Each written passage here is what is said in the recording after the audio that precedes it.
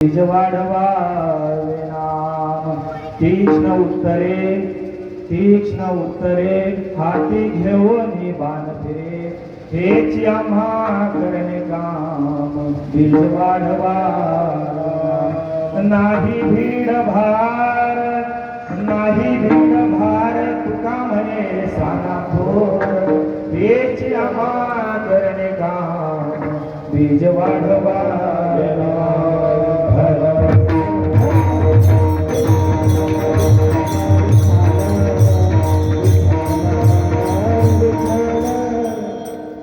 महायोगपीठे तटे भीमरथ्यां वरं पुंडरीकाय रातु मुनीन्द्रे समागत्य तिष्ठन्तमानन्दकन्दं परब्रह्मलिङ्गं भजे पाण्डुरङ्गं पाण्डुरङ्गा करो प्रथम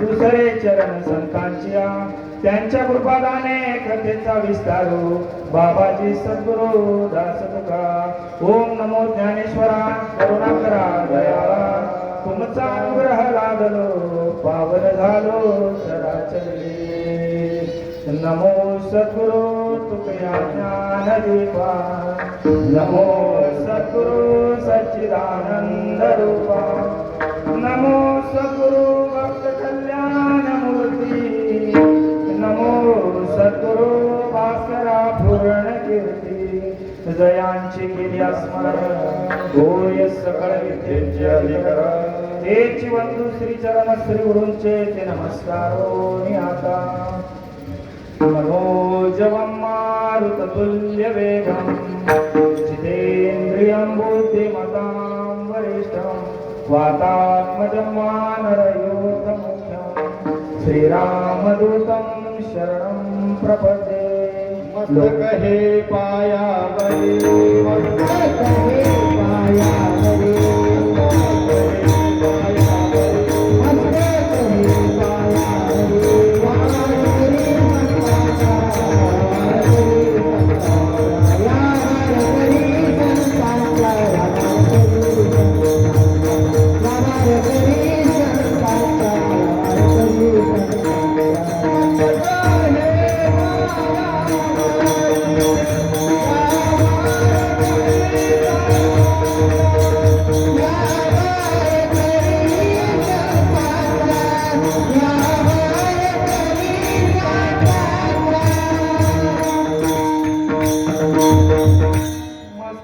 पायावरी या वारकरी संतांच्या लोकाभिरामं रणरंगधीरं राजीवनेत्रं रघुवंशनाथं कारुण्यरूपं करुणाकरं श्रीरामचंद्रं शरणं प्रपद्ये विठ्ठल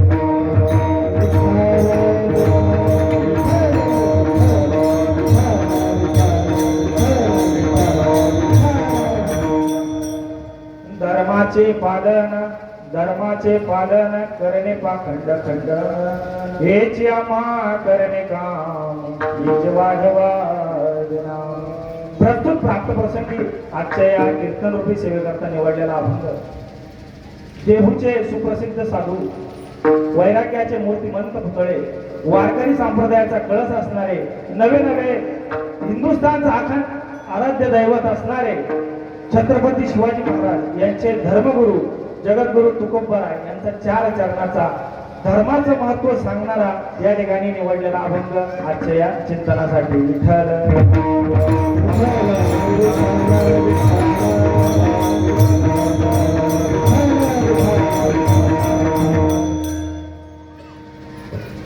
अभंगावर चिंतन करण्यापूर्वी अल्पसा परिहार देणं हा वक्त्याचं आद्य कर्तव्य आहे. त्या नियमाने अल्पसा परिहार द्यायचा तो असा की उद्या असणाऱ्या धर्मवीर छत्रपती संभाजी महाराजांच्या जयंती निमित्त आयोजित हा उत्सव सोहळा आजचा दुसरा दिवस. काल सुप्रसिद्ध धर्मनिष्ठ विचारवंत आणि इतिहासाचे गाडे अभ्यासक सचिनदादा पाटील यांचं व्याख्यान या ठिकाणी पार पडलं आणि आज दुसऱ्या दिवसाची कीर्तनरूपी सेवा ही माझ्यासारख्या अल्पज्ञानी माणसाकडे सर्व मित्र परिवाराच्या प्रेमाने आजची ही सेवा माझ्याकडे सुपूर्द करण्यात आली. तसं बघितलं तर धर्मवीर छत्रपती संभाजीराजे आणि छत्रपती शिवाजीराजे यांना जाऊन आज जवळजवळ 350 ते 400 वर्षांचा काळ उरलेला आहे. तरी सुद्धा आज त्यांची आपण जयंती करतोय. कारण आज आपण या ज्या प्रांगणामध्ये बसलेलो आहे त्याचं कारण आहे फक्त छत्रपती शिवाजी महाराज आणि धर्मवीर छत्रपती संभाजी महाराज. ते जर नसते तर नसते राहिले मंदिरावर कळस, नसते राहिली दारामध्ये तुळस, अहो लुटली गेली असते आमच्या आया बहिणींची आबरू, नसते राहिले हे भजन आणि नसतं राहिले हे कीर्तन. कवी भूषण त्यांच्या छंदामध्ये एक फार सुंदर असं वर्णन करतात. पीरा पैगंबरा दिगंबरा दिखाई दे, सिद्ध की सिद्धाई गई रही बात रखती. अरे काशी की कला जाती मथुरा मस्जिद होती, शिवाजी ना होते तो सुन्नत होती सबकी. म्हणजे आपण आज या हिंदू धर्मामध्ये राहिलो नसतो तर त्याचं एकमात्र कारण म्हणजे छत्रपती शिवाजी महाराज आणि धर्मवीर छत्रपती संभाजी महाराज. म्हणून आज 400 वर्षानंतरही त्यांची जयंती उत्सव साजरा करण्यासाठी आपण या ठिकाणी जमलेलो आहोत. मग आजच्या या कार्यक्रमामध्ये या सोहळ्यामध्ये या धर्मवीर छत्रपती संभाजीराजांनी आणि शिवाजीराजांनी विराजमान व्हावं म्हणून त्यांच्यासाठी या सिंहासनावर त्यांनी यावं त्यासाठी त्यांना आमंत्रित करायचंय. आइए महाराज विराज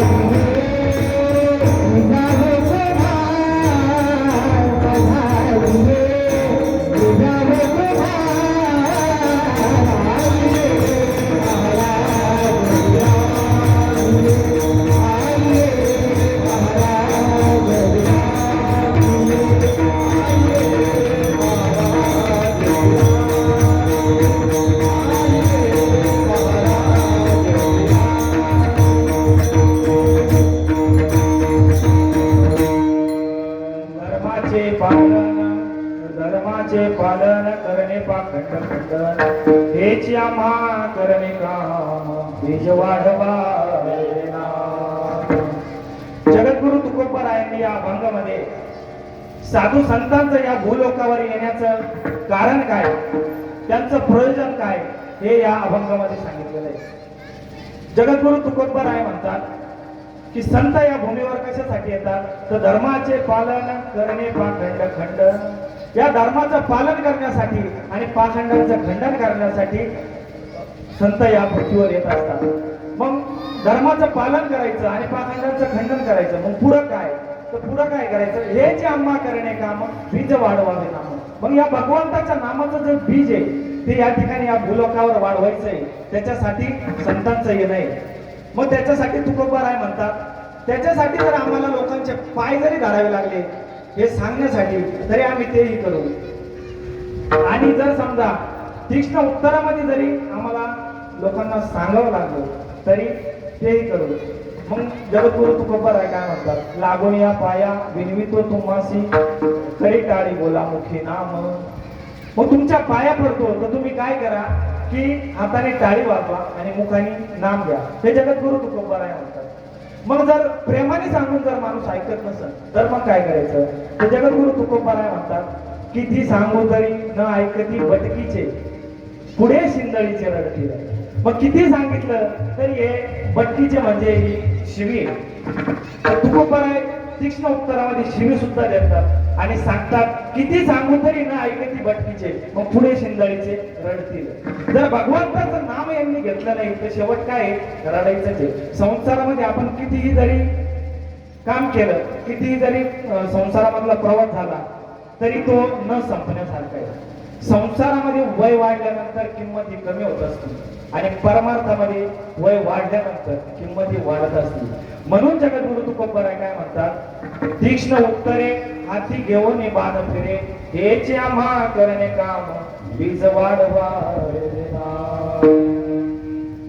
मग शेवटच्या चरणामध्ये तुकोबाराय काय म्हणतात की जर समजा आम्हाला याच्यासाठी एखादा मोठा असला किंवा श्रीमंत मनुष्य असला आणि एखादा गरीब मनुष्य असला याची आम्ही भेदभाव पाहणार नाही. मग तो मोठा असो छोटा असो, तो कितीही नामवंत असो किंवा त्याची जरी ख्याती नसली तरी त्या लोकांना आम्ही काय करणार आहे तर ठणकावूनच सांगणार आहे, नाही भेदभार तुका म्हणे साना थोर. म्हणजे लहान मोठ्याची या ठिकाणी कोणतीही भेदभार आम्ही बघणार नाही आणि आम्ही त्याला हेच सांगणार आहे. काय सांगणार आहे, हेच आम्हा करणे काम बीज वाढवावे नाम. अभंगाचा सरळ सरळ भावार्थ तुमच्या समोर मांडलेला आहे. वेळ बराच झालेला आहे, मग घ्यायच्या का पंक्ती? तसं नाही, आता फक्त अभंगाचा भावार्थ सांगितला. थोडा वेळ आपण चिंतन करणार आहोत आणि मग नंतर पंक्तीत होणारच महाराष्ट्र होणारच विठ्ठल.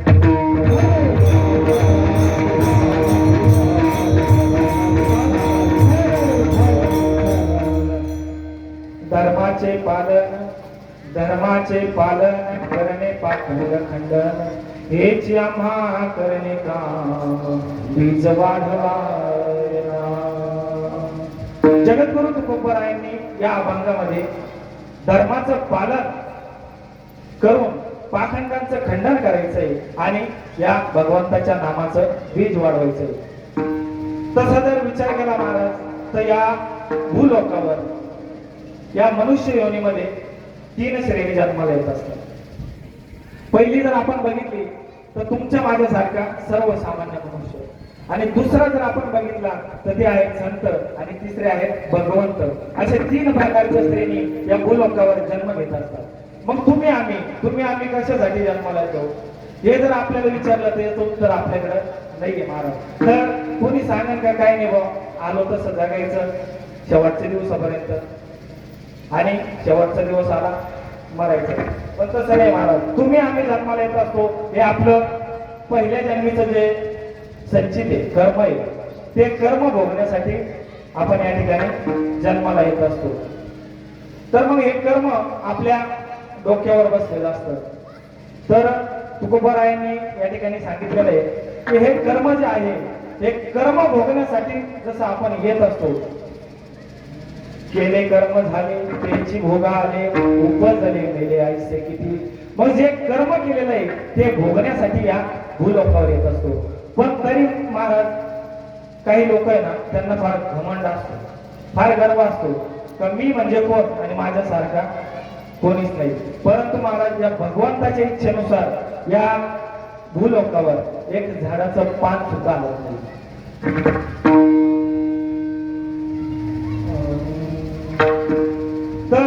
भूलोकावर हे झाडाचं पान सुद्धा हलत नाही. वृक्षाच्या चाले हे शरीर कुणाची यात्रा चाले हे शरीर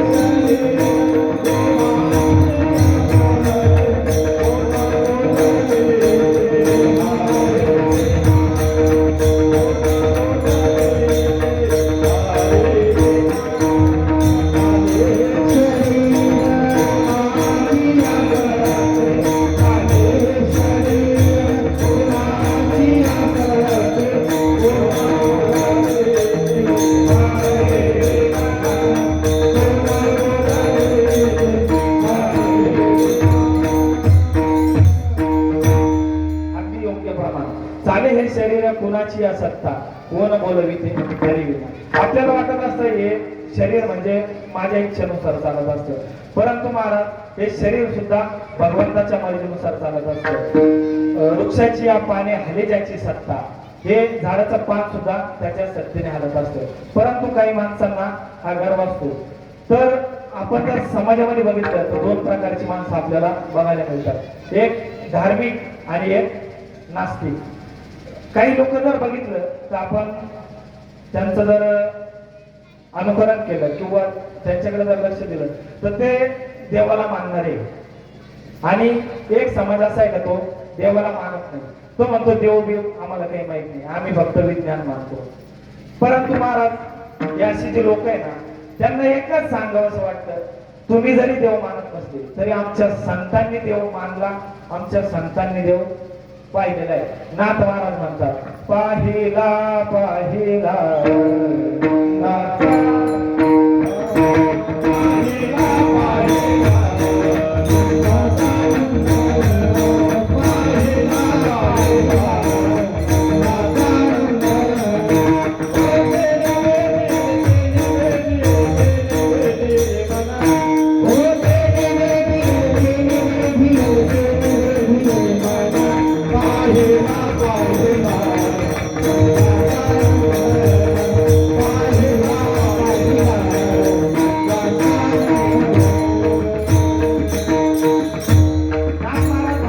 पाहिला पाहिला त्या पुढेही जाऊन ज्ञानेश्वर माऊली म्हणतात, योगी या दुर्लभत्वम्या देखील साधने, पाहता पाहता मना न पुरे झाले. अहो आमच्या संतांनी देव नुसतं बघितलंच नाही, तर आमच्या संतांच्या घरी देवाने कामं केलेलं आहे.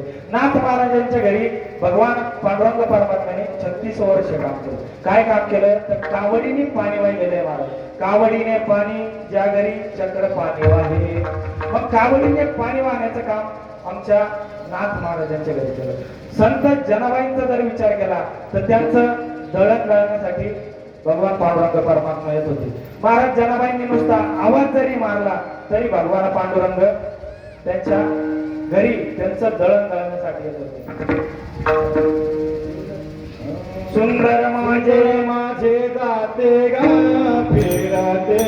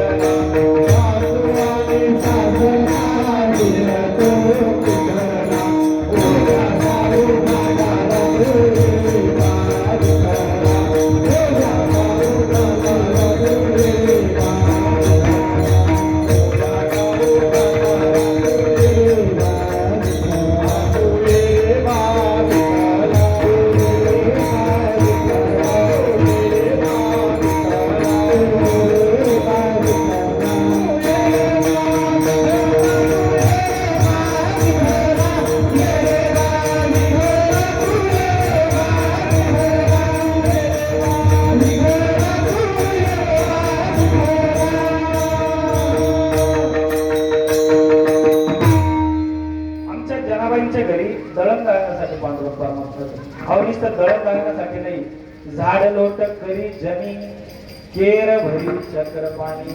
अहो केर भरण्याचं काम माझ्या पांडुरंग परमात्म्याने जनाबाईंच्या घरी केलंय. आणि काही लोक म्हणतात देव नाही. देव जर बघायचा असेल ना महाराज, देव दिसतो बर का, बघायचं आहे कोणाला? गुरु पायी ठेविता भावा,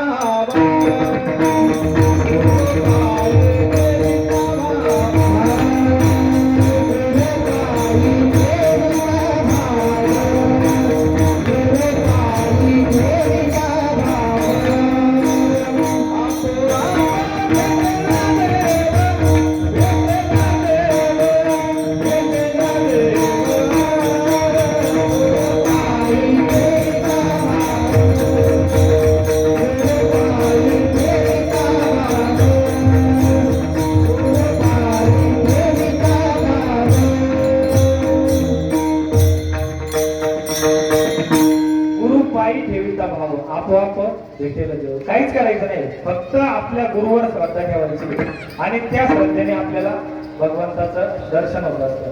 परंतु महाराज ती श्रद्धा फार महत्वाची. तर ज्या वेळेस आपण मनोभावे या भगवंताला मानतो, गुरुवर श्रद्धा ठेवतो, त्यावेळेस हा पांडुरंग परमात्मा आपल्याला भेटत असतो. मग संत काय करतात? दुसरे जे श्रेणी आहे ती संत. मग संत काय करतात? तर याच परमात्म्याला भेटवण्यासाठी आपल्याला ते मार्गदर्शन करत असतात. तर म्हणजे तुम्हा आम्हाला जागवण्याचं काम संत करत असतात. उठा जागे वारे आता,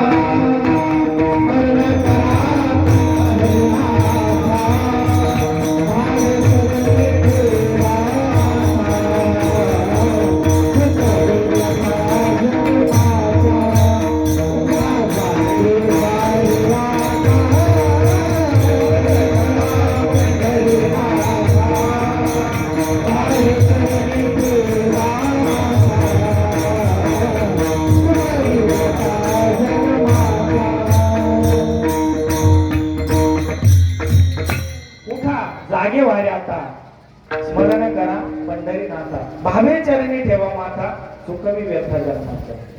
मग या भगवंतावर जर आपण भक्तिभावाने श्रद्धा ठेवली तर आपल्या या जन्माच्या व्यथा तो निवारित असतो. मग संत आपल्याला तेच मार्गदर्शन करतात. आणि संतांनी ज्यावेळेस हे मार्गदर्शन केलं त्यावेळेस संत हे भगवंताच्या स्वरूपात आपल्याला बघायला मिळाले. देव संत, देवते संत, देवते संत, निमित्त त्या प्रतिमा. मग हे जे मंदिरामध्ये मूर्ती बघतो आपण, हे फक्त निमित्त आहे महाराज. पण हे जे संत होऊन गेले तेच भगवंताचं रूप या ठिकाणी.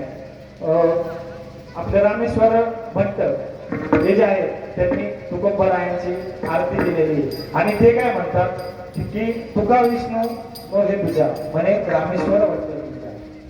तर संत तुकाराम महाराज आणि भगवान विष्णू हे कोणी अलग नाहीये, वेगळे नाहीये, तर ते एकच आहे.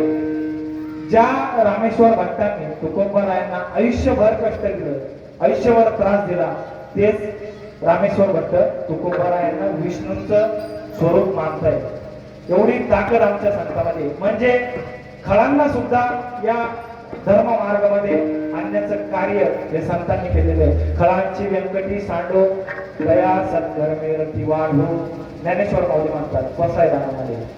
मग संतांनी सर्वसामान्यांना या भगवंताच्या प्राप्तीचं एक साधन जे आहे ते कोणतं आहे तर ते नामाचं साधन. नाम संकीर्तन साधन पै सोपे, जळतील पापे जन्मांतरीची. या जन्मोजन्मीची पाप जे ती जाण्याचं एक साधन या संतांनी आपल्याला नामस्मरणाचं साधन सांगून दिलेलं आहे. आणि तिसरी जी श्रेणी आहे ती आहे भगवंत. तुम्ही आम्ही आहे ते विचार केला नाही केला तरी आपल्याला जन्माला यावंच लागतं. संत जे आहे ते त्यांच्या मताने त्यांच्या स्वतःहून जन्माला येत असतात आणि जात असतात. आता तुम्ही म्हणाल असं कसं, तर संत जरी येतात आणि त्यांच्या इच्छेनुसार जातात. तर नाथ महाराजांचा एक प्रसंग आहे. ज्या वेळेस नाथ महाराजांचं देह निर्माण झालं आणि त्यांची प्रेत यात्रा निघाली. तर त्यांची प्रेत यात्रा अशी गावातून जात असताना तर नुकतीच एक सुवासिनी मुलगी पहिल्या मुलाला आपल्या घरी आलेली होती आणि ती सासरी चालली होती. तर ती सासरी जात असताना तिची आई सहज बोलता बोलता म्हणते, आज माझी मुलगी सासरी चालली आहे आणि नात मारत होता काय, आजच मारायचं होतं. दुसरा दिवस त्यांना सापडला नाही का. तर महाराज त्या पिरडीहून नात मारत उठून बसले आणि त्या माऊलीला म्हणले, माऊली तुझ्या मुलीला सुखाने सासरी जाऊ दे, मी नंतर परत कधीतरी माझा देह ठेवी. नाथ महाराज परत गेले आणि 1 वर्षानंतर पुन्हा त्यांनी आपला देह त्याग केला आणि पुन्हा त्यांना तिरडीवर घेऊन चालले. तर तिरडीवर नेत असताना तर जे खांदेकरी होते 4 ते काय म्हणाले, एवढा आयुष्यभर परमार्थ केला म्हणे महाराजांनी, पण शेवट आपल्याच खांद्यावर जावं लागलं त्यांनी म्हणे. म्हणजे खांदेकरी पण काही असे असते. ते काय म्हणले, तर शेवट आपल्याच खांद्यावर जावं लागलं.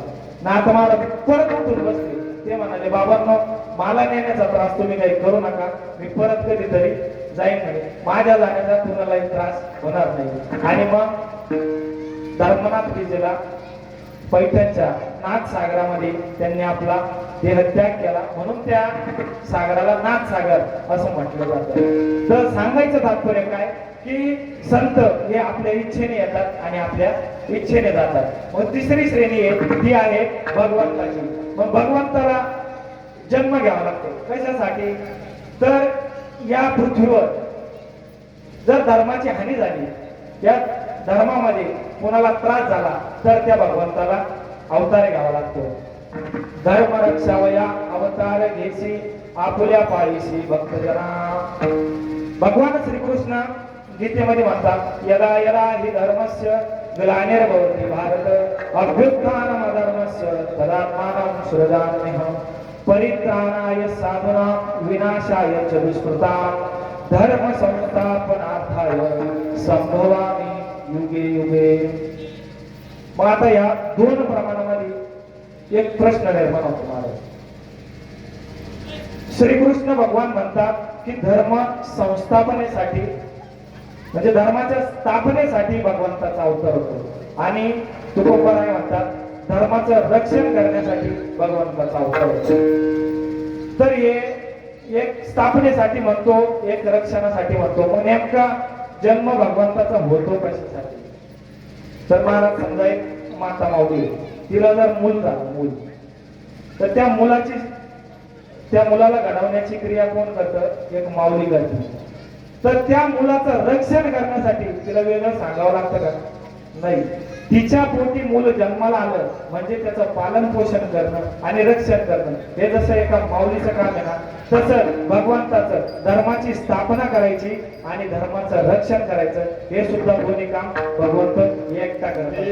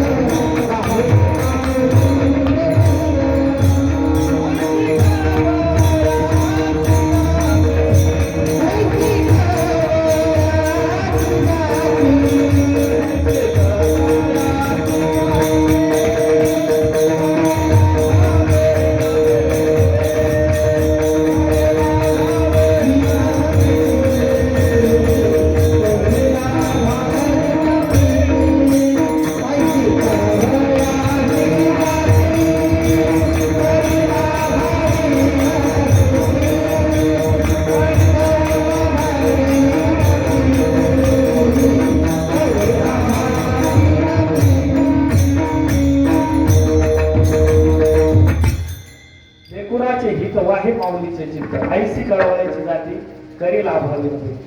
ज्याप्रमाणे एक माऊली आपल्या मुलांवर निस्वार्थ प्रेम करत असते, तसंच हे भगवंत सुद्धा आपल्या भक्तावर आपल्या भक्ताचं रक्षण करण्यासाठी जन्म घेत असतात महाराज. मग असं 400 वर्षापूर्वी ज्यावेळेस या भूलोकावर या अखंड हिंदुस्थानवर यवनांची दहशत होती, त्या यवनांचा अत्याचार या भूलोकावर होत होता, त्यावेळेस महाराज आया बहिणीची आबरू लुटली जात होती. घरातून बाहेर काढून एका पती समोर त्याच्या पत्नीची आबरू लुटली जात होती, एका बापासमोर त्याच्या मुलीची आबरू लुटली जात होती, एका भावासमोर त्याच्या बहिणीची आबरू लुटली जात होती महाराज. मग ज्यावेळेस ही वार्ता सर्वसामान्यांवर अत्याचार होत होते याच्यात नावं नाही महाराज, तर प्रत्यक्ष जिजाऊ साहेबांची जाऊबाई ज्यावेळेस आपल्या नाशिकच्या गोदावरी घाटावर सकाळच्या स्नानासाठी गेली होती ना, त्यावेळेस महाबत खान नावाच्या राक्षसाने उचलून नेलं आणि 5वी अत्याचार केले. आणि ज्या वेळेस ही बातमी राजमाता जिजाऊंना कळाली, त्यावेळेस त्यांच्या डोळ्यांमध्ये आग निर्माण झाली. त्यांचा राग हा असामान्य त्यांच्यामध्ये प्राप्त झाला आणि त्या तडक उठल्या आणि शिवनेरीवर पायथ्याशी असणाऱ्या आपल्या शिवाई मातेच्या मंदिरामध्ये गेल्या आणि त्या मंदिरामध्ये जाऊन त्यांनी प्रतिज्ञा केली, हे चंडमुंड महिषासुर मर्दिनी जगदंबे तुळजा भवानी आई, दार उघड आई, दार उघड. माझ्या पोटी असा एक तरी पुत्र दे की या माता माऊलींची अब्रू तो राखेल, या स्वराज्याचं रक्षण करेल. असा एक पुत्र तू फक्त माझ्या पोटी दे आई, दार उघड आई, दार उघड. त्या शिवाई मातेला जिजा माऊलींनी एक साकडं घातलं. दिवसाहून दिवस जात होते, जिजा माता शिवनेरीवर होत्या, त्यावेळेस 3 महिन्याच्या गर्भवती होत्या. दिवसाहून दिवस जात होते, महिन्याहून महिने जात होते. 7वा महिना चालू झाला. 7वा महिना चालू झाला, त्यांना डोहाळे लागले महाराज. आता माता माऊल्यांना चांगलं माहिती, एखादी मुलगी गर्भवासी राहिली, एखादी स्त्री गर्भवासी राहिली म्हणजे 7व्या महिन्यामध्ये तिचे डोहाळे पुरवले जातात. परंतु महाराज आत्ताच्या माता माऊलीचे डोहाळे थोडेसे वेगळे आहे का नाही. कधी नवऱ्याला काय सांगते, अहो बाजारात गेल्यावर थोडीशी बासकी माती घेऊन ना, आहे का नाही. महाराज डोहाळ्यांमध्ये जर माती खाल्ली तर जन्माला आल्यावर मुलगा आयुष्यावर मातीच खाईल. तर मग ते डोहाळे जिजाऊ मातांना विचारले गेले. किल्लेदारीन बाईंनी जिजाऊ मातांना डोहाळे विचारले की राणी साहेब, अहो तुम्हाला काही खावं प्यावंसं वाटतं की नाही, तुम्हाला काही डोहाळे लागले का नाही. तर त्यावर जिजाऊ मासाहेब म्हणाल्या, होय होय मला वाघिणीचं दूध प्यावंसं वाटतं, वाघावर बसून या यमनरूपी रावणाचा आणि या कंसाचा वध करावासा वाटतो, होय मला वाघिणीचं दूध प्यावंसं वाटतं. महाराज ज्या वेळेस एखाद्या स्त्रीला, एखाद्या माता माऊलीला वाघिणीचं दूध प्यावंसं वाटत ना, त्याच वेळेस तिच्या पोटी हा नरसिंह छत्रपती शिवाजी महाराजांसारखा मुलगा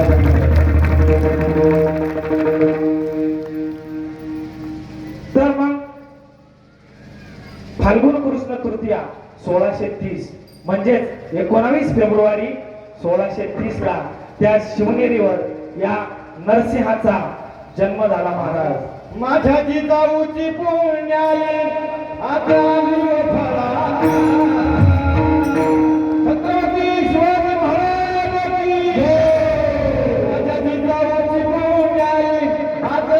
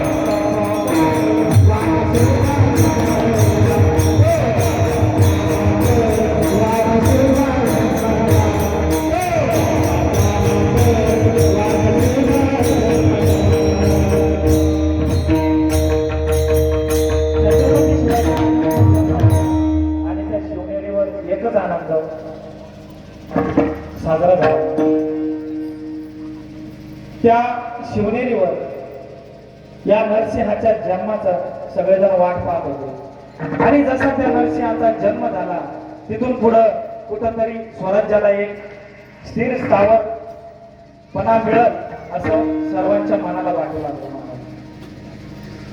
जसे जसे शिवबाराजे वाढत होते तर या पुणे सुपे परगणा ही जी मुलूक होता, हा जो मुलूक होता तर हा शहाजी राजांचा होता. परंतु त्या ठिकाणी गाढवाचा नांगर फिरवलेला महाराज. तर त्या ठिकाणी गाढवाचा नांगर फिरून एक पहार ठोकलेली होती आणि मनुष्याची कवटी त्या पहारीवर अडकवलेली होती. तर तिथं जाणाऱ्याचा निर्वंश होईल असं त्याच एक म्हणजे अर्थ होता तो. तर मग त्यावेळेस राजमाता जिजाऊंनी काय केलं, आपल्या 5-6 वर्षाच्या शिवबाला बरोबर घेतलं आणि पुण्यामध्ये त्यांनी प्रवेश केला. मग पुण्यामध्ये प्रवेश केल्यानंतर एक 60-62 वर्षाचा म्हातारा लांबूनच ओरडत आला, मासाहेब थांबा, मासाहेब थांबा, ती पहाड उपटू नका. ती पहाड जर उपटली तर तुमच्या पूर्ण कुळाचा निर्वंश होईल आणि तुमचं कुळ नष्ट होईल.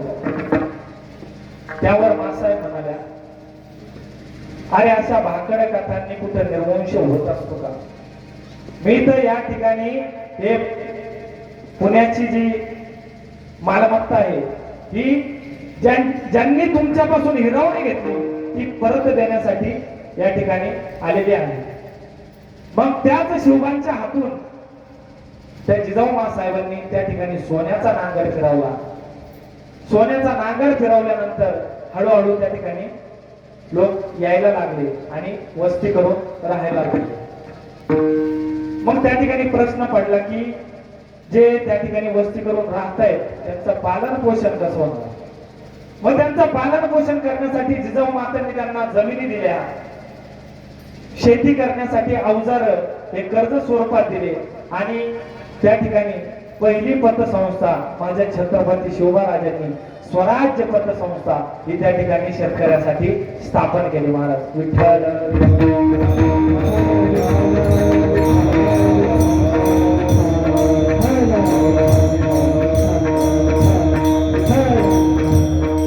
असं करता करता त्या ठिकाणी वस्ती निर्माण झाली. वस्ती निर्माण झाल्यानंतर शिवबाराजे हळूहळू मोठे होत होते. जसे जसे मोठे होत होते तसे त्यांचे खेळ हे एक असे लक्षणीय खेळ ते खेळत होते. मातीचे गडकिल्ले तयार करायचे, आपल्या बरोबर सवंगडी घ्यायचे आणि ते गडकिल्ले जिंकण्याचा खेळ ते खेळत होते. म्हणजे लहानपणापासून त्यांच्या त्या रक्तामध्ये ते गडकिल्ले जिंकण्याचं एक उत्सुकता होती. जसे जसे शिवबाराजे वाढत होते, साधारण 15 वर्षाचे शिवबाराजे झाले. 15 वर्षाचे शिवबाराजे झाल्यानंतर या रायरी किल्ल्यावर रोहिडेश्वराच्या महादेवाच्या मंदिरामध्ये आपल्या काही सवंगड्यांना घेऊन शिवबाराजे त्या ठिकाणी गेले आणि आपल्या रक्ताचा अभिषेक त्या रोहिडेश्वराला केला आणि त्या ठिकाणी स्वराज्याची स्थापना करण्याची शपथ घेतली आणि त्याचबरोबर धर्माचं पालन करण्याची शपथ घेतली. तेच धर्माचं पालन अभंगाचं पहिलं. धर्माचे पालन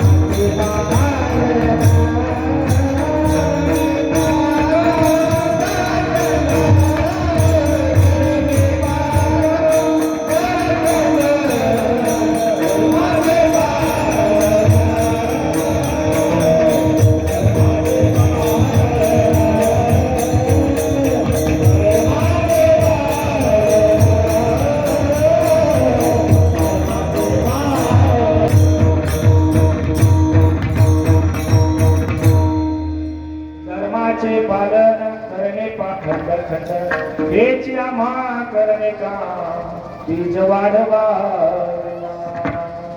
छत्रपती शिवरायांनी या ठिकाणी धर्माचं पालन करायचं आणि या पाखंडांचं खंडन करायचं अशी प्रतिज्ञा त्या रायरेश्वराच्या मंदिरामध्ये केली महाराज.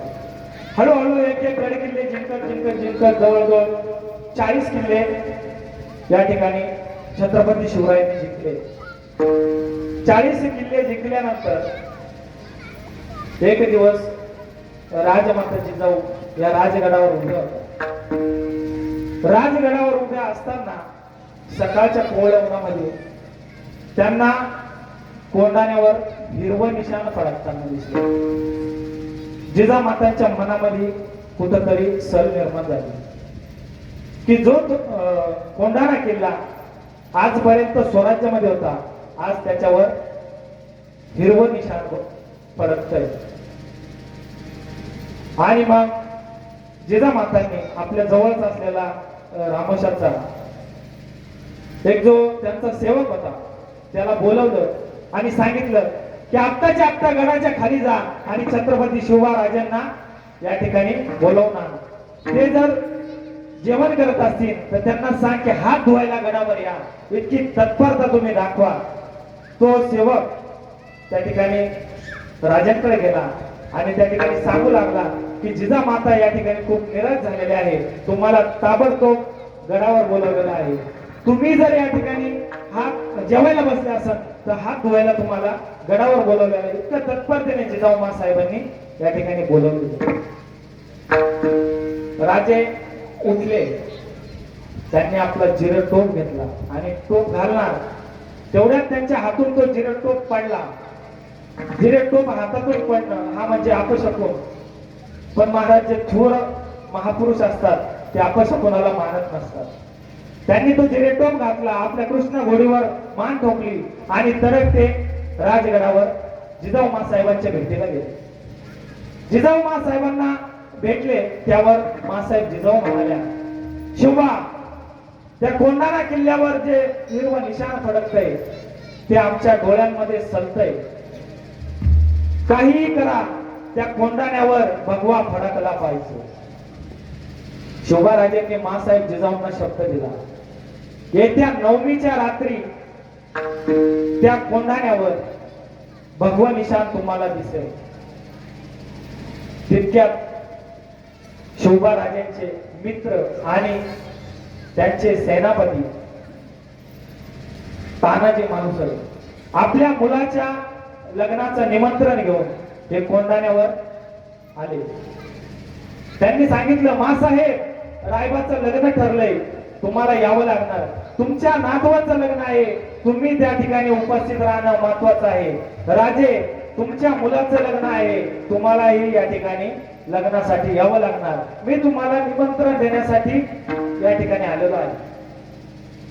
राजा म्हणाले, रायबा तानाजी तुझ्या मुलाचं लग्न म्हणजे माझ्याच मुलाचं लग्न, तर रायबाच्या लग्नाला मासाहेब जिजाऊ नक्की येतील, पण मी काही येऊ शकणार नाही.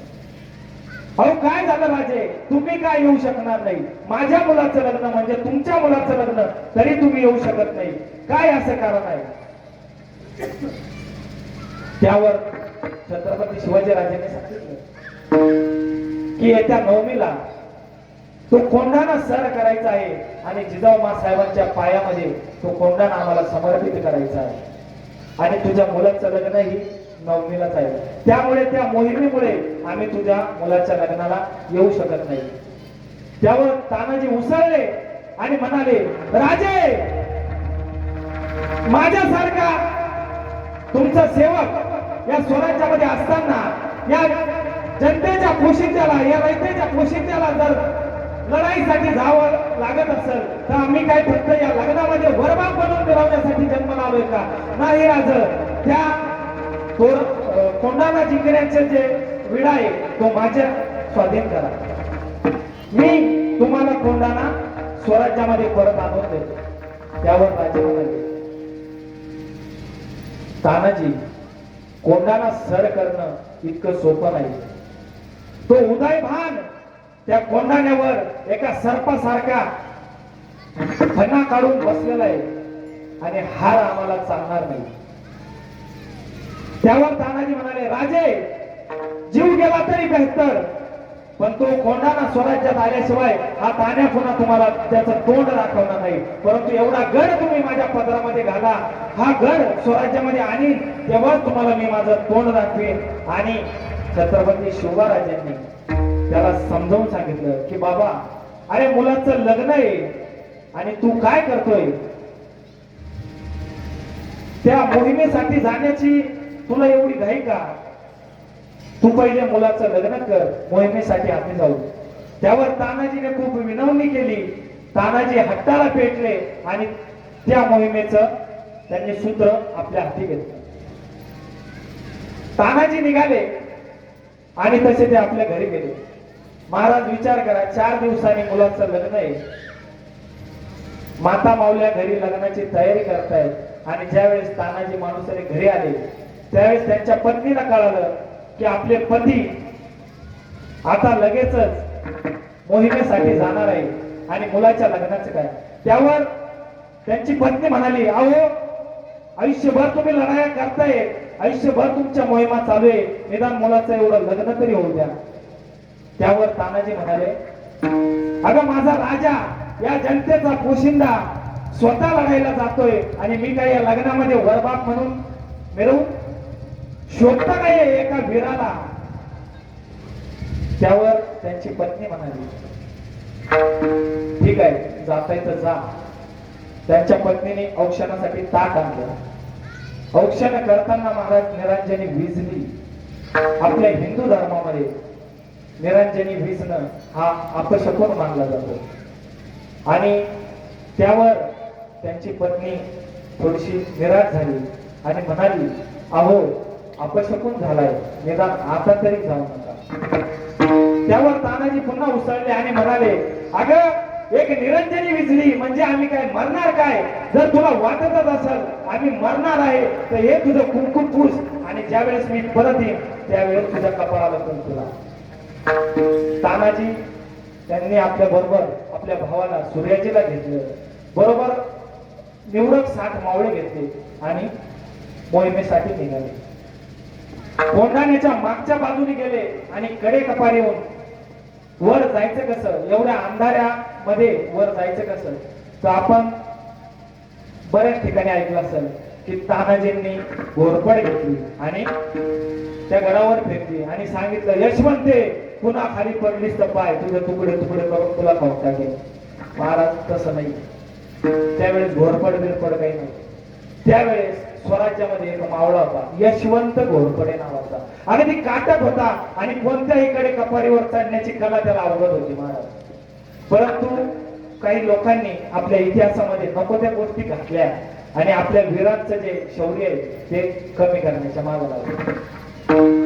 तर ज्यावेळेस त्या यशवंत घोरपड्याने आपल्या कमरेला दोर बांधला आणि सर सर करून तो कोंढाणा वर चढून गेला आणि त्या ठिकाणी त्याने तो दोर त्या कोंढाण्याच्या एका बुरुजाला बांधला आणि सर सर करत 60ची 60 मावळे त्या कोंढाण्यावर चढून गेले. त्या अचानक झालेल्या हल्ल्यामध्ये यवनांना सूचना काय झालं? एकच कापाकापी चालू झाली. शत्रूचा वार मावळ्यांवर होत होता. मावळ्यांनी शत्रूला कापून टाकलं. तानाजी एक वीराप्रमाणे अंगामध्ये वारा भरल्याप्रमाणे पुढे पुढे सरकत होते. साधारण 300-400 मावळ्यांना कापून तानाजी पुढे पुढे सरकत होते. तोपर्यंत उदयभानाला ती वार्ता कळाली आणि उदयभान जागा झाला. उदयभान जागा झाला आणि तो तानाजींच्या अंगावर आला. तानाजीला म्हणाला, अरे कोण तू? तुला माहित नाही का या कोंढाण्यावर मी या ठिकाणी किल्लेदार म्हणून बसलेलो आहे आणि तू या निम्म्या रात्री आपला जीव गमावण्यासाठी या ठिकाणी आलास. त्यावेळेस तानाजीने सांगितलं की हा एक मराठा आहे. मराठा कधी जीवाला घाबरत नसतो आणि तो आज तुझा जीव घेऊनच परत जाणार आहे. तानाजी आणि उदयभानामध्ये एकच लढाई चालू झाली. तानाजीचा वार उदयभानावर होत होता, उदयभानाचा वार तानाजीवर होत होता. गडबड लढाई चालू झाली. त्या लढाईमध्ये महाराज पुन्हा एकदा नियतीने घात केला. नियतीने घात केला आणि तानाजींच्या हातातली ढाल तुटली. महाराज तानाजीच्या हातातली ढाल तुटली. त्यांनी आपल्या डोक्याचा शेला काढला आणि तो हाताला गुंडाळला. परत ते लढाईला सुरुवात झाली. उदयभानाचा वार तानाजींवर झाला, तानाजीचा वार उदयभानावर झाला. उदयभानाचा वार तानाजींच्या जिव्हारी लागला आणि तानाजी खाली पडले. तानाजी पडले पाहताना मावळ्यांना धीर खचला आणि मावळे पुन्हा परत माघारी पळायला लागले. त्यावर सूर्याजींनी सांगितलं, अरे पळता काय भेळांनो, तुमचा बाप या ठिकाणी मरून पडलाय आणि तुम्ही जीवाच्या आकांताने पळताय. या परतीला जाणारे दोर मी या ठिकाणी कापून टाकले. आता तुमच्याकडे एकच पर्याय, एक तर उड्या खाऊन जीव द्या, नाहीतर मग लढून कोंडाणा सर करा. पुन्हा त्या मावळ्यांना एकच शक्ती संचारली आणि त्यांनी उदयभानावर आपल्या जीवानिशी हल्ला केला आणि कोंडाणा आपल्या ताब्यामध्ये घेतला. परंतु त्या ठिकाणी तानाजी पडले आणि कोंडाणा या स्वराज्यामध्ये आला. शिवराजांना गंजी पेटवून त्या कोंडाणा जिंकल्याची इशारत केली गेली. तोफा वाजवल्या गेल्या, तोफांचा बार केला गेला.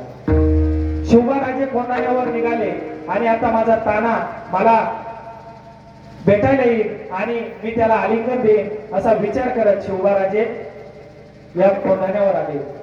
आणि बघता तर काय, सूर्याजी तानाजींना आपल्या मांडीवर घेऊन रडत होते. महाराज स्वतःचा भाऊ गेला. आता घरी गेल्यावर मी माझ्या वहिनीला काय सांगू? वहिनी विचारेल, अहो तुमचा भाऊ माझे पती कुठं आहे? रायबा विचारेल, अहो काका माझे वडील कुठं आहे? त्यांना मी काय उत्तर देऊ? तेवढ्या शिवराजे आले आणि शिवराजांना कळून चुकलं की गड तर स्वराज्यात आलेला आहे, पण काहीतरी घटना या ठिकाणी घडलेली आहे. शिवराजे सूर्याचे जवळ आले आणि शिवराजांनी त्यांच्या मांडीवर असलेल्या त्या तानाजीच्या अंगावरचा शेला काढला आणि म्हणाले, अरे गड आला पण माझा सिंह मात्र गेला. तानाजी, तुला मी सांगितलं होतं की गड हा अवघड आहे, परंतु तू तुझा शब्द खरा केला. गड मात्र घेतला पण तू मात्र आम्हाला सोडून निघून गेला. अशा पद्धतीने महाराज या धर्माचं पालन करण्यासाठी एक एक मावळा या स्वराज्यासाठी आपला प्राण खर्च करत होता. जसं जसं दिवस जात होते, शत्रूचे आक्रमण चालू होते. राजे त्यांना प्रतिकार करत होते. बघता बघता राजांचं स्वराज्य वाढत होतं आणि त्याच वेळेस 1657 ज्येष्ठ वर्ष द्वितीया म्हणजे 14 मे 1657 पुन्हा त्या नरसिंहाच्या पोटी एक छावा जन्माला आला. पुरंदरावर छत्रपती संभाजी राजेंचा जन्म झाला. छत्रपती शिवाजी महाराज की जय. छत्रपती संभाजी महाराज की जय. या छत्रपती संभाजी राजांचा जन्म झाला. हळूहळू गडावर आनंद बरसत होता आणि पुन्हा एकदा नियतीने घात केला. महाराज छत्रपती संभाजीराजे अवघे 2.25 वर्षाचे झाले होते आणि त्याच वेळेस या नियतीने त्यांचं मातृ छत्र त्यांच्यापासून हिरावून घेतलं. म्हणजे छत्रपती शिवाजी राजांच्या थोरल्या राणीसाहेब म्हणजे सईबाई साहेब यांचं त्या ठिकाणी निधन झालं आणि छत्रपती संभाजीराजे पुन्हा एकदा पोरके झाले. परंतु त्याच वेळेस जिजाऊ कडाडल्या. ज्याप्रमाणे मी छत्रपती शिवरायाला तयार केलं त्याचप्रमाणे अजूनही दुसरा छत्रपती निर्माण करण्याची धमक या जिजाऊ मातेमध्ये आहे. आणि जिजाऊ मातांनी धर्मवीर संभाजीराजांचा सांभाळ त्या ठिकाणी चालू केला. हळूहळू धर्मवीर शंभूराजे वाढत होते आणि या दुःखातून महाराज सावरता न सावरता त्याच वेळेस पुन्हा एकदा स्वराज्यावर एक मोठं संकट चालून आलं. ते आलं अफजल खान नावाच्या एका शैतानाच्या रूपात. अफजल खान हा स्वराज्यावर चालून येत असताना तो तुळजापूर मार्गे आला. महाराज विजापूरहून तुळजापूर मार्गे तो प्रतापगडाला येत होता. ज्यावेळेस तो तुळजापूरमध्ये घुसला त्यावेळेस महाराज या माता माऊल्यांची एकच आबरू लुटण्याचं त्यांनी सत्र चालू केलं. जी स्त्री दिसेल तिची आबरू लुटायची एवढाच त्यांनी घाट घातला आणि सर्व आपल्या सैन्याला आदेश देत तो पुढं पुढं सरकत होता. जसा जसा पुढं सरकत होता तसा तसा तो तुळजा भवानी मातेच्या मंदिरामध्ये आला. मंदिर पाडले गेलं त्या ठिकाणी तुळजा मातेच्या मूर्तीच्या ठिकऱ्या करून त्यांनी ते जात्यामध्ये पीठ दळलं. ही बातमी छत्रपती शिवरायांना समजत होती, त्यांच्यापर्यंत पोहोचत होती. परंतु महाराज अफजल खान हा एक मोठा शत्रू होता. त्याच्याशी आमने सामने युद्ध करणं हे स्वराज्याला परवडणार नव्हतं. आणि त्यातच छत्रपती शिवरायांनी एक डाव आखला. विठ्ठल विठ्ठल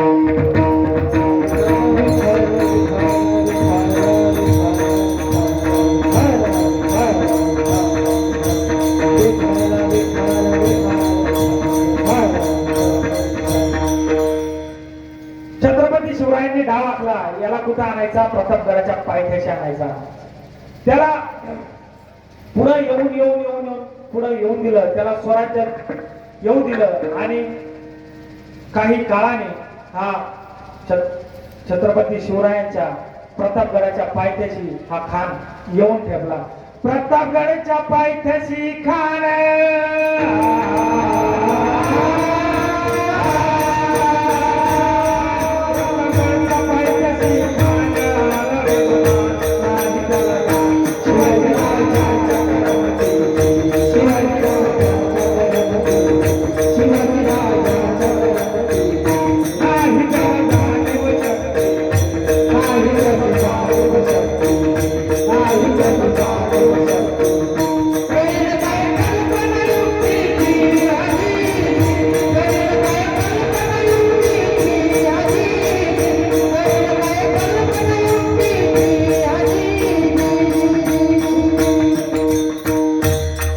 छत्रपती शिवाजी राजांनी या खानाच्या भेटीसाठी एक शानदार शामियाना उभारला होता. त्या शामियान्यामध्ये खान अगदी डुलत आला आणि खान छत्रपती शिवाजी राजांना पाहून म्हणतो कसा, आओ सुबह आओ हमारे गले लग जाओ.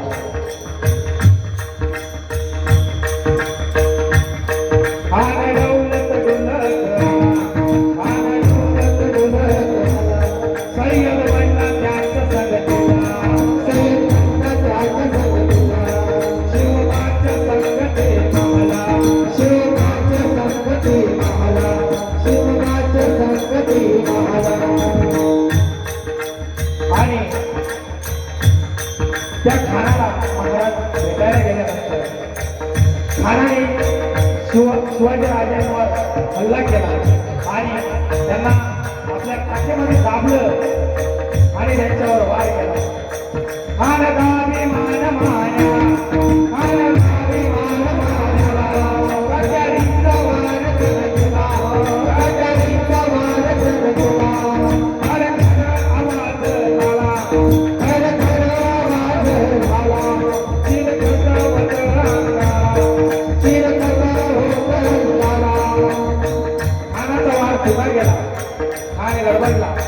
तेवढ्यात छत्रपती शिवाजी राजांनी आपल्या हातामध्ये असलेला विधवा खानाच्या पोटामध्ये घातला आणि त्याच्या हाताने बाहेर काढले.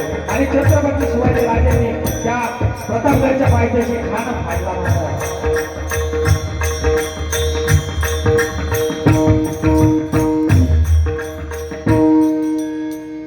छत्रपती शिवाजी राजांनी त्या प्रतापगडाच्या पायथ्याशी खानाचा कोथळा बाहेर काढला. खान कसा बसा उठला आणि आपल्या पालखीमध्ये जायला निघाला. तेवढ्या छत्रपती शिवाजी राजांवर सय्यद बंडाने हल्ला केला. तो हल्ला करणार त्याचा हात दांडपट्टा घेऊन उठला. तेवढा जीव महालांनी त्याचा हात वरच्या वर छाटून टाकला आणि इतिहास पण फुटफुटला. होते जीवाची म्हणून वाचले शिवाजी.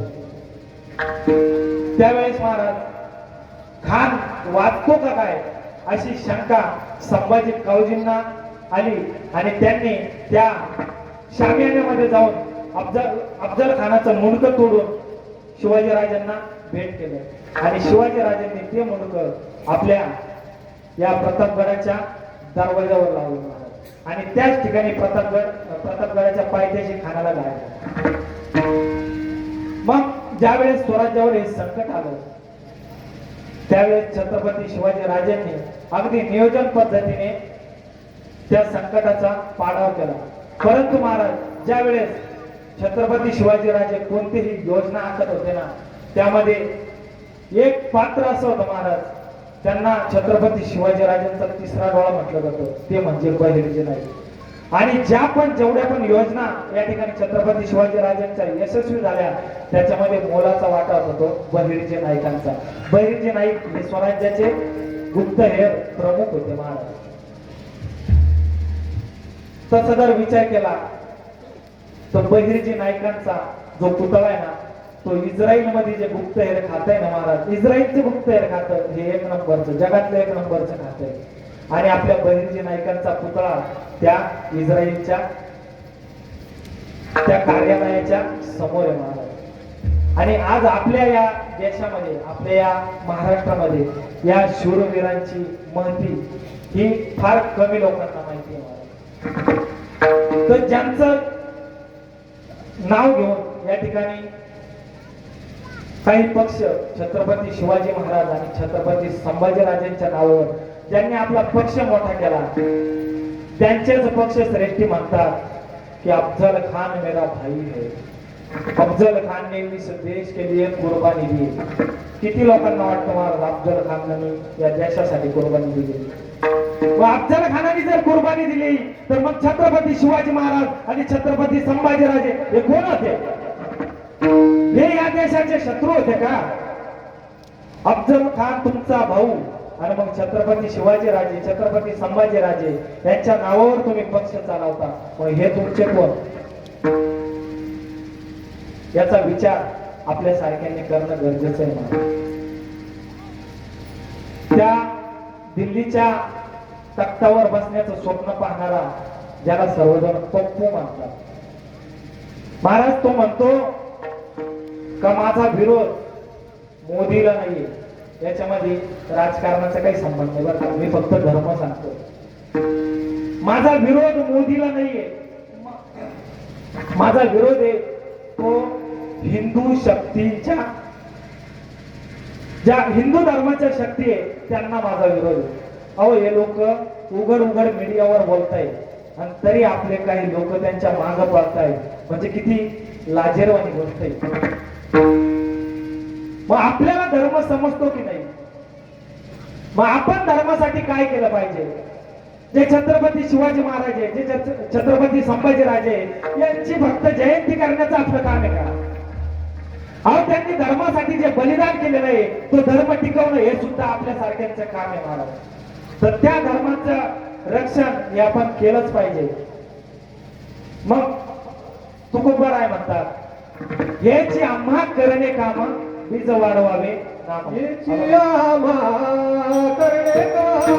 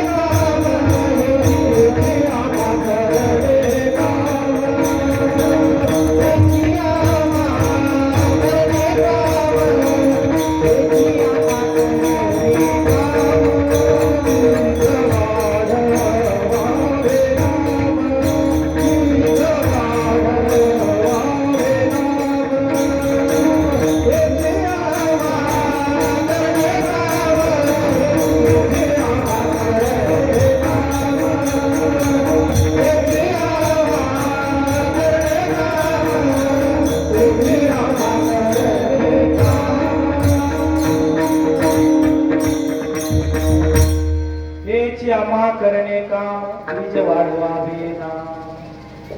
मग जगद्गुरु तुकोबर म्हणतात आम्हाला हेच काम करायचंय.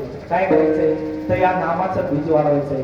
ज्या वेळेस नामाचं बीज वाढेल त्यावेळेस धर्म आपोआप वाढतो. आदरणीय गुरुवर्य राऊत बाबांचं वाक्य आहे. काही लोक म्हणत होते की राम मंदिर बांधायचं काय काम आहे, त्याच्यापेक्षा दवाखाना बांधला असता तर देशाला त्याचा फायदा झाला असता. महाराज, या जगामध्ये सर्वात जास्त दवाखाने कोणत्या देशात आहे माहिती आहे तुम्हाला? माहिती आहे का? ते भारतामध्ये आहे महाराज.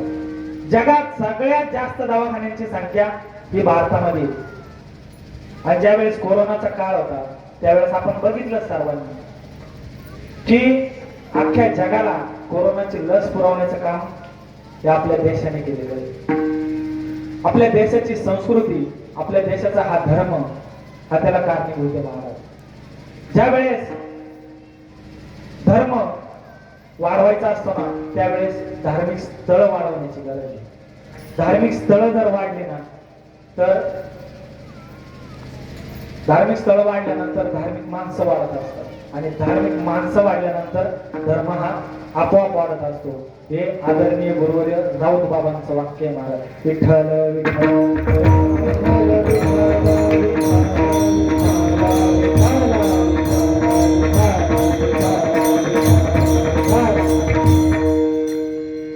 मग ज्यावेळेस छत्रपती संभाजीराजे हळूहळू मोठे होत होते, छत्रपती संभाजीराजे मोठे होत असताना अवघे 8 वर्षाचे झाले.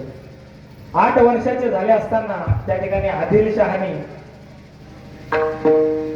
शहाजी राजांना नजरकैद केलं महाराज. नजरकैद करून त्या ठिकाणी मिर्झा राजे जयसिंगला स्वराज्यात पाठवलं आणि त्या ठिकाणी शिवाजी राजांनी मिर्झा राजे जयसिंग बरोबर आपल्या वडिलांना सोडवण्यासाठी तह केला. तह केल्यानंतर जवळजवळ 40 पैकी 27 किल्ले हे या ठिकाणी मिर्झा राजे जयसिंगला दिले गेले. आणि त्याचबरोबर मिर्झा राजे जयसिंग म्हणाले, राजे फक्त किल्ले देऊन तह पूर्ण होणार नाही तर छत्रपती संभाजीराजे सुद्धा आमच्या बरोबर पोलीस राहतील. अवघ्या 8 वर्षांचा मुलगा महाराज आणि तो त्या ठिकाणी त्या औरंगजेबाच्या त्या सैन्यामध्ये त्यांना 7,000 मनसब दिल्या गेली. 7,000 मनसबदार त्या ठिकाणी केलं गेलं आणि काही दिवसांनी त्या अफजल खानाचा माफ करा औरंगजेबाचा वाढदिवस होता, 50वा वाढदिवस. आणि त्यावेळेस शिवाजी राजे आणि संभाजी राजांना विजापूरला बोलवलं गेलं. 66 दिवसांचा तो प्रवास होता. त्या 66 दिवसांमध्ये अवघा 8 वर्षाचा शंभू राजा आपल्या वडिलांबरोबर म्हणजे छत्रपती शिवाजी राजांबरोबर विजापूरला गेला. विजापूरला गेल्यानंतर दरबारामध्ये शिवाजी राजांना सरदारांच्या पंक्तीमध्ये उभं केलं गेलं. आणि त्याच वेळेस हा महाराष्ट्राचा नरसिंह खवळला, मिर्झा राजे आम्ही सरदार नाही, आम्ही राजे आहे. तुम्ही आम्हाला या ठिकाणी सरदारांच्या पंक्तीमध्ये उभं केलंय, हा आमचा अपमान आहे. आमचा अपमान आम्ही कदापि सहन करू शकत नाही. एक वेळ आम्ही जीव देऊ पण आमचा अपमान झालेला आम्हाला सहन होणार नाही. आणि त्या ठिकाणी औरंगजेबाने दिलेल्या खिल्लती शिवाजी राजांनी उधळून लावल्या आणि ते दरबारातून निघून गेले. आणि त्याच वेळेस औरंगजेबाने त्यांना आग्र्यामध्ये नजरकैद करण्याचा एक डाव आखला. शिवाजी राजांना नजरकैद केलं गेलं परंतु संभाजी राजे हे मात्र दरबारात येत जात होते.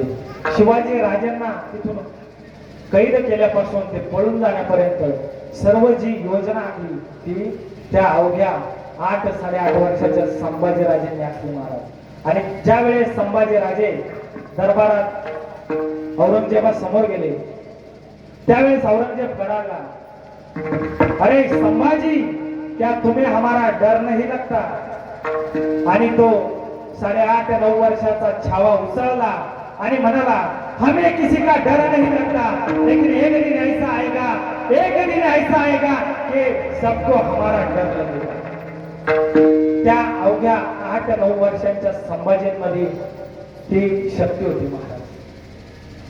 तर ते रक्त होतं छत्रपती शिवाजी राजांचं.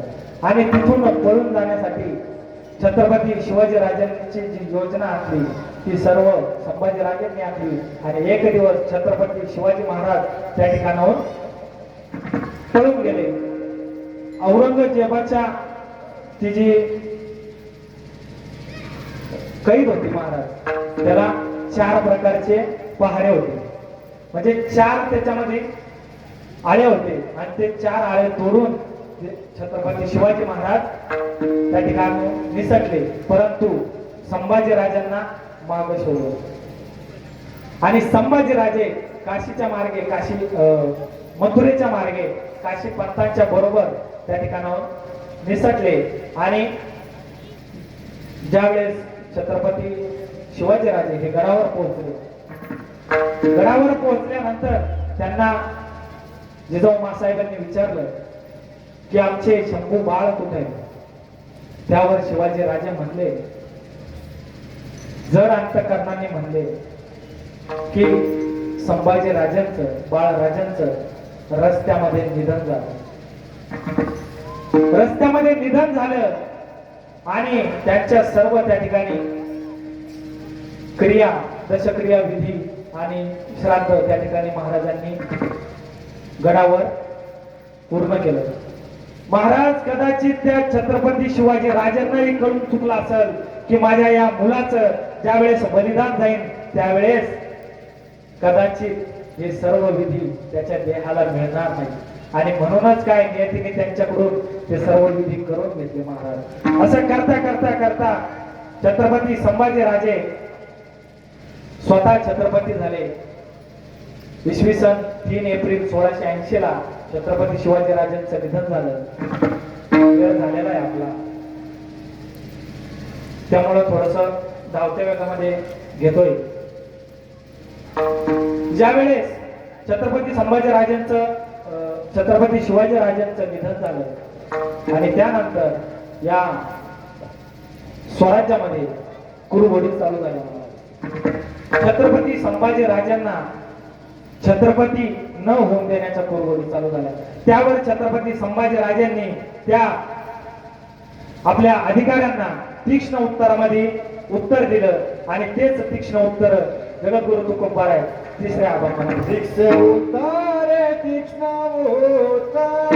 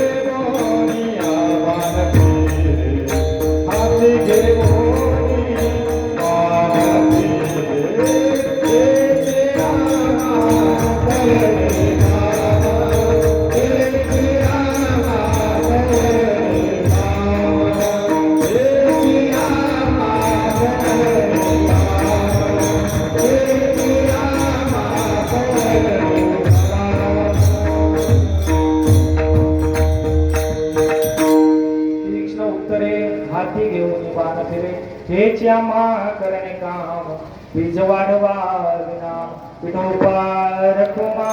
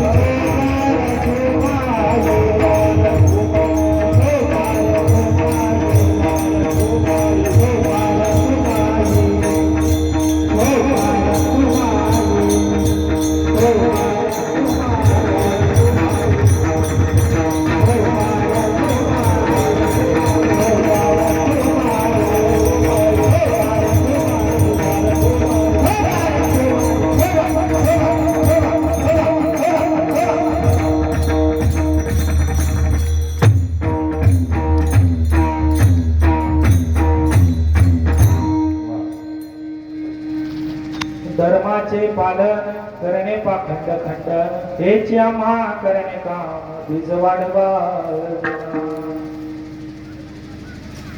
ज्याप्रमाणे जगद्गुरु तुकोबारायांनी सांगितलेलं आहे की धर्माचं पालन करणं हेच आमचं काम आहे आणि पाखंडांचं खंडन करणं या ठिकाणी हेच आमचं ध्येय आहे.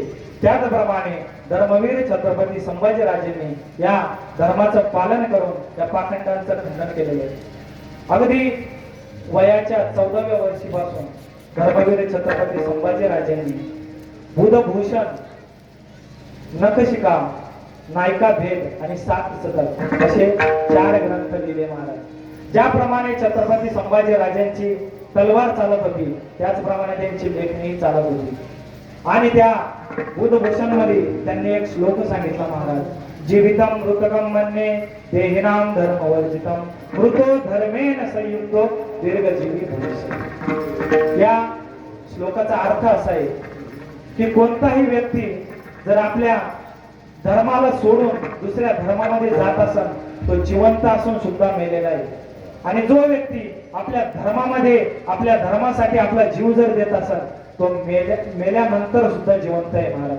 असा त्या श्लोकाचा अर्थ या ठिकाणी धर्मवीर छत्रपती संभाजीराजांनी सांगितलं. आणि तेच झालं धर्मवीर छत्रपती संभाजीराजांच्या जीवनामध्ये. अगदी या संगमेश्वरमध्ये धर्मवीर छत्रपती संभाजीराजांना मुकर्रब खान नावाच्या एका नराधमाने अटक केली महाराज. तसं बघितलं तर हा छावा कोणाच्या तावडीमध्ये सापडणारा नव्हता, परंतु झालं असं की आपल्याच माणसाने गद्दारी केली महाराज. आपल्याच माणसाने गद्दारी केली आणि तो होता गणोजी शिर्के, म्हणजे स्वतः धर्मवीर छत्रपती संभाजीराजांचा सख्खा मेवणा. त्या गणोजी शिर्केने या वतनाच्या लालसेपोटी मुकर्रब खानाला या संगमेश्वराचा गुप्त रस्ता दाखवून दिला. आणि त्या गुप्त रस्त्याने ज्यावेळेस मुकर्रब खान आला त्यावेळेस धर्मवीर छत्रपती संभाजीराजे महाराज थोडे गाफील झाले. त्यांना माहिती होतं की मुकर्रब खान हा 6 दिवसांच्या आत आपल्यापर्यंत पोहोचणं शक्य नाही, परंतु त्यांना हे माहित नव्हतं की आपलाच कोणीतरी गद्दार आहे आणि त्यांनी गद्दारी करून त्याला धर्मवीर छत्रपती संभाजीराजांना जेरबंद करण्याची या ठिकाणी सूचना दिली होती. मुकर्रब खान ज्यावेळेस धर्मवीर छत्रपती संभाजीराजांवर चालून आला त्यावेळेस त्यांच्या बरोबर मावळे होते 300 आणि मुकर्रब खान आला होता तो 20,000ची शिबंदी घेऊन. धर्मवीर छत्रपती संभाजीराजांवर एका वेळेस 2,000 सैन्याने आक्रमण केलं. एकच युद्ध चालू झालं, कापाकापी चालू झाली आणि त्या ठिकाणी धर्मवीर छत्रपती संभाजीराजांवर 20 फुटांवरूनच साखळदंड टाकले गेले. त्या साखळदंडांना काटेरी असे खिळे लावलेले होते. ज्या वेळेस छत्रपती संभाजीराजांवर ते साखळदंड टाकले गेले त्यावेळेस ते खिळे महाराज त्यांच्या अंगाला टोचत होते, त्यांच्या अंगामध्ये घुसत होते आणि ते मांसाचा लचके त्या खिळ्यांना लटकून येत होते. ज्याबरोबर संभाजीराजांना पकडलं त्याचबरोबर त्यांचा एक सहकारी होता कवी कलश. कवी कलश हा त्यांचा मित्र आणि त्यांचा एक सहकारी होता. तर मित्र असा असायला पाहिजे महाराज की त्याला माहिती आहे आता संभाजीराजांबरोबर राहिलं तर आपला जीव जाणार आहे, तरी सुद्धा त्याने संभाजीराजांची साथ सोडली नाही. तर मित्र कसा असला पाहिजे. कवी अनंत राऊतांची एक फार सुंदर कविता आहे मित्र. दुःख अडवायला उंबऱ्यासारखा, दुःख अडवायला उंबऱ्यासारखा मित्र वनव्यामध्ये गारव्यासारखा, मित्र वनव्यामध्ये गारव्यासारखा. ज्यावेळेस आपल्यावर दुःख येईल ना महाराज त्यावेळेस आपला मित्र हा आपल्या समोर आला पाहिजे. सुखात आपल्या पाठीमाग आणि दुःखात आपल्या पुढं असा मित्र, एक तरी मित्र आपल्या आयुष्यामध्ये असला पाहिजे. आणि आज मी तुमच्या समोर हे जे कीर्तन करतोय ना, ते महाराज अशा मित्रांमध्ये विठ्ठल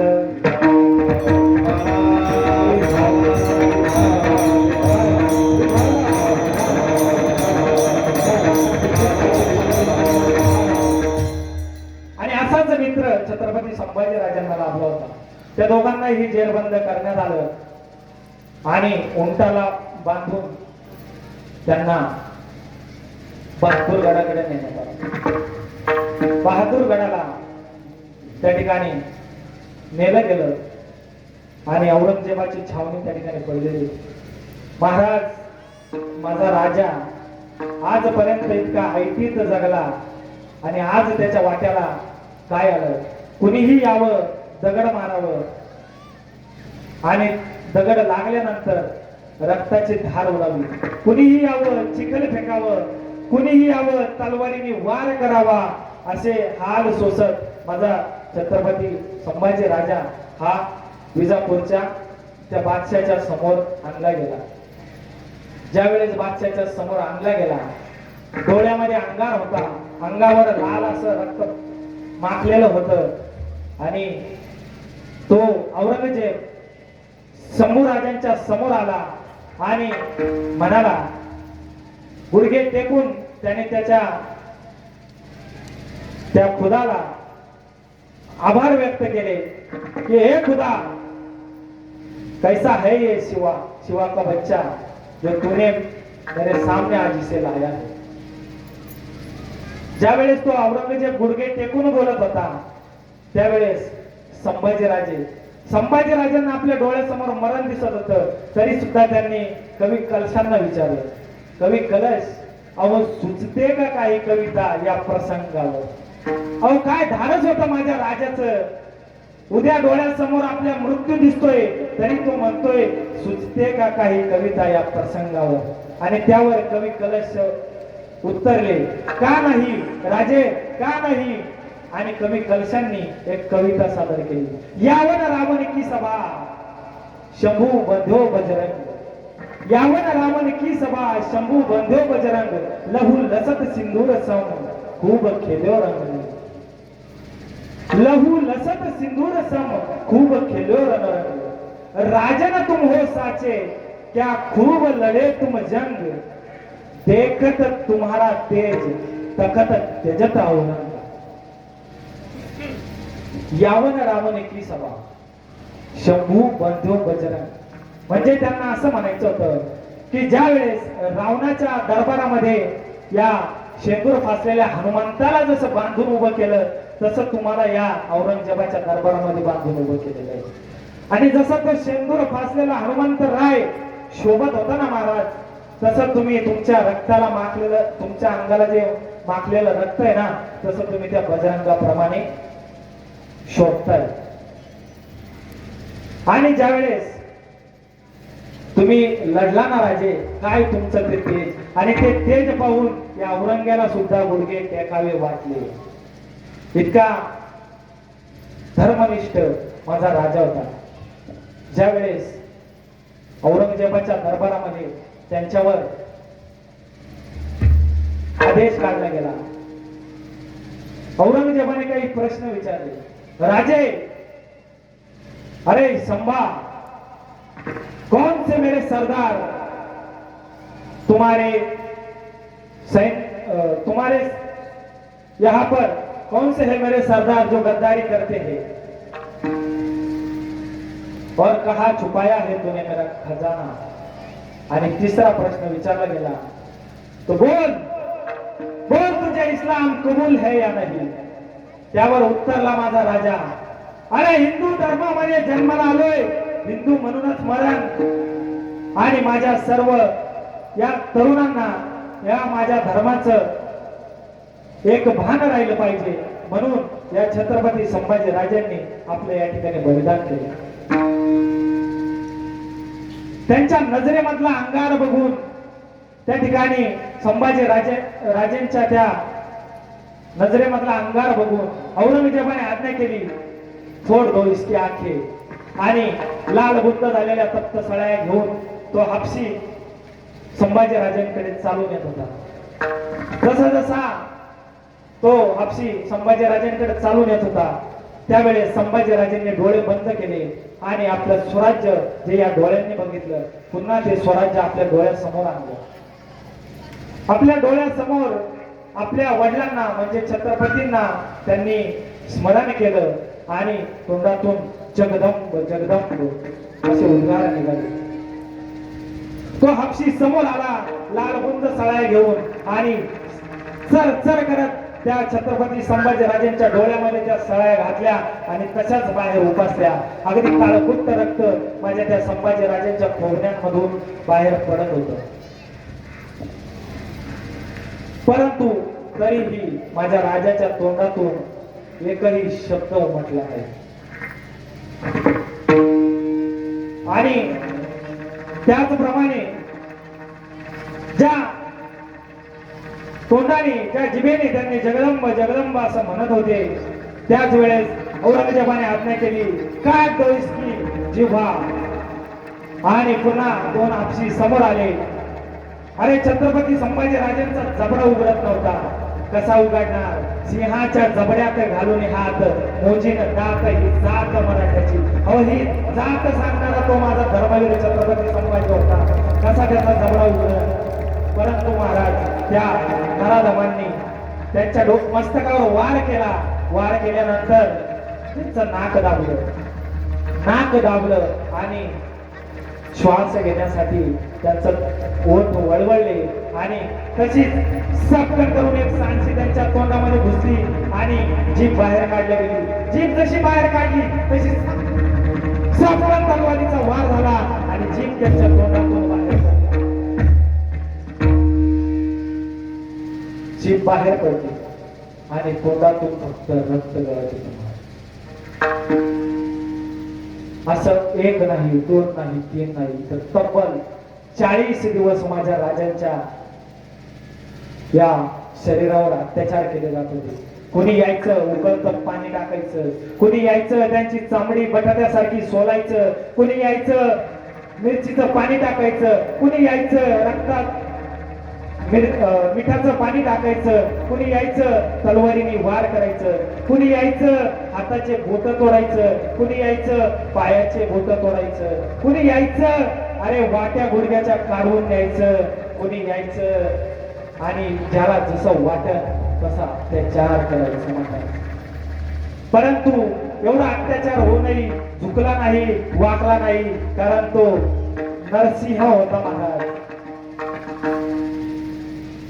आणि फाल्गुन अमावस्येला त्या धर्मवीर छत्रपती संभाजी राजेंचं पायापासून ते डोक्यापर्यंत महाराज तुकडे तुकडे तुकडे करून मारले. परंतु एवढे हाल होत असतानाही त्यांनी आपला धर्म सोडला नाही. आपला या ठिकाणी धर्माला त्यांनी तडा जाऊ दिला नाही. असं बलिदान आणि उद्या त्या छत्रपती संभाजी राजांचं या ठिकाणी जन्मोत्सव आहे महाराज.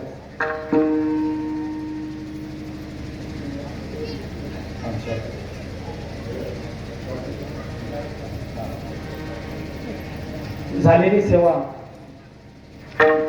छत्रपती संभाजीराजे सांगण्याचं कारण हेच की तुम्हा आम्हाला हे समजावं की छत्रपती शिवाजीराजे आणि धर्मवीर संभाजीराजे यांनी आपल्यासाठी जे बलिदान दिलं ते व्यर्थ जाता कामा नये.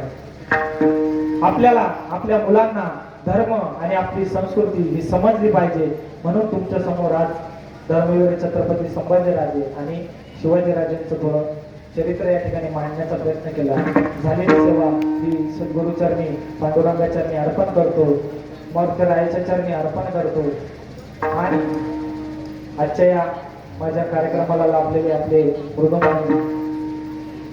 जनार्दन दादा अतिशय उत्कृष्ट त्यांनी मृदुंगाची साथ दिली त्याबद्दल त्यांचे या ठिकाणी आभार मानतो.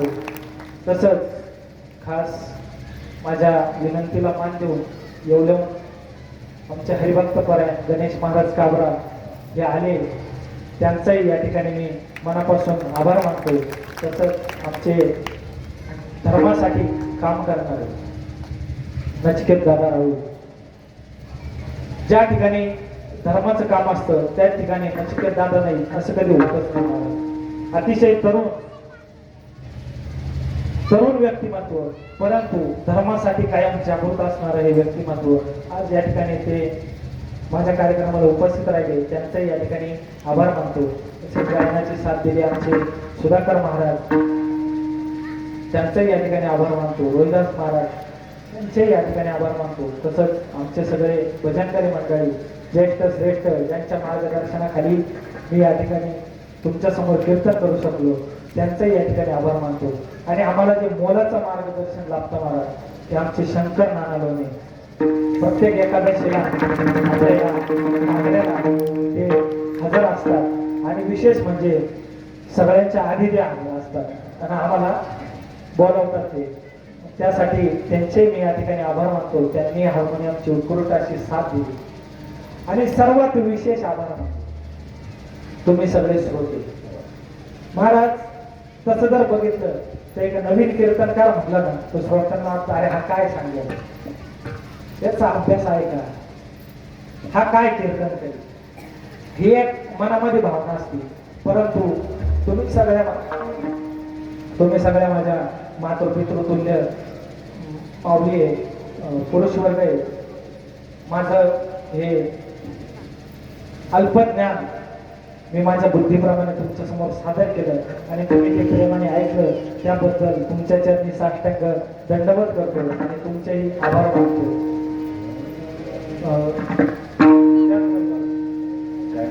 त्याचबरोबर आज या ठिकाणी हा जो कार्यक्रम आहे हा चित्रित करण्याचं काम केलेलं आहे आमचे ज्ञानेश्वर माऊली कल्याणकर आणि ज्ञानेश्वर माऊली भाऊसाहेब. योगायोग बघा दोन्ही पण माऊलीच आहे.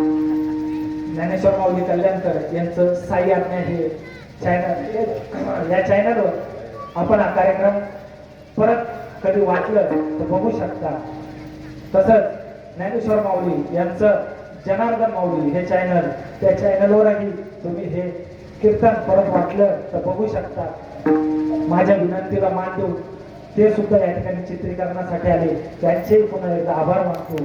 आणि आमचे आजोबा, मी त्यांना फोन केला की आज माझं कीर्तन आहे तुम्हाला जमलं तर या, तर ते संगमनेरहून या ठिकाणी आले, त्यांचेही या ठिकाणी आभार मानतो, त्यांनाही धन्यवाद देतो आणि सेवेला पूर्ण विराम देतो. त्याचबरोबर माझा आवाज तुमच्या बरोबर पोहोचवण्याचं काम केलं ते म्हणजे भावेश्वर साऊंड सिस्टीम, कांतीला लो सायगावचे. अतिशय उत्कृष्ट असा आवाज त्यांनी या ठिकाणी सिस्टीमला दिला. त्यांना काही सांगायची गरजच पडली नाही का आवाज वाढवा, कमी करा, का शिट्टी मारता येईल, काहीच नाही. तसंही मला त्याच्यातलं काही समजत नाही, पण तुम्ही योग्य काम केलं त्याबद्दल तुमचे आभार.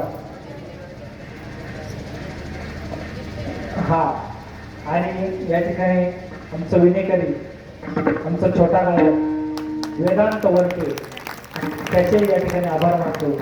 तसंच त्यांनी मला कीर्तन करण्याची संधी दिली ते म्हणजे सगळे छत्रपती संभाजी जन्मोत्सव समिती नागरे, सर्व माझे मित्र प्रेमा खातर ते म्हणाले की महाराज आपल्या या कार्यक्रमाचं कीर्तन तुम्हीच करा. त्यांनाही खूप खूप असे धन्यवाद, त्यांचेही मी आभार मानतो आणि सेवेला पूर्णविराम देतो. ज्ञानेश्वर